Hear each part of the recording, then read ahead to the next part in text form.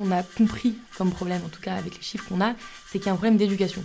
Donc il y a un gros travail à faire, que ce soit en tant que parent, en tant que professeur, pour que dès l'enfance, on fasse comprendre aux enfants la notion de consentement. Les garçons, ils sont élevés pour causer, pour parler, pour machin. Même les plus gentils, quand tu causes avec eux, tu leur racontes 2 minutes, puis après ils te coupent la parole. En grandissant, on nous fait croire que toi, tu dois être soumise à l'homme. On a une éducation qui est profondément genrée. Moi, je me souviens de la lecture, du livre de lecture de mes enfants.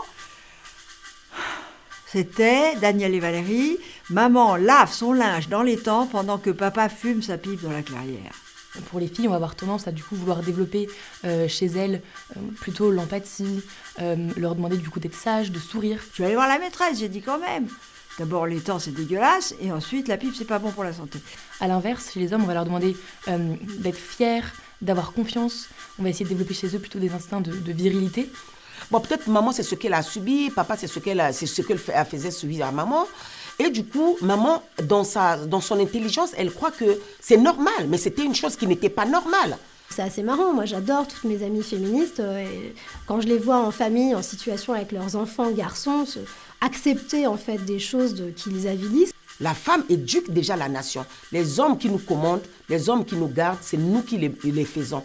Donc c'est nous qui les éduquons. Si on a peut-être raté quelque éducation quelque part, je crois qu'on doit changer peut-être la façon de faire. C'est-à-dire que quand on abîme les enfants petits, on ampute gravement leur avenir. À 17 ans, j'ai découvert que j'avais été excisée. Et j'ai su par la suite que j'avais été excisée quand j'étais bébé au Sénégal. Les femmes qui ont été tabassées, qui ont été agressées sexuellement, beaucoup d'entre elles ont des vraies vies douloureuses et de souffrance si on ne les a pas aidées. Ça a été vraiment dramatique. J'ai complètement pété les plombs. On est une société violente et la violence sexuelle est une déclinaison de cette société.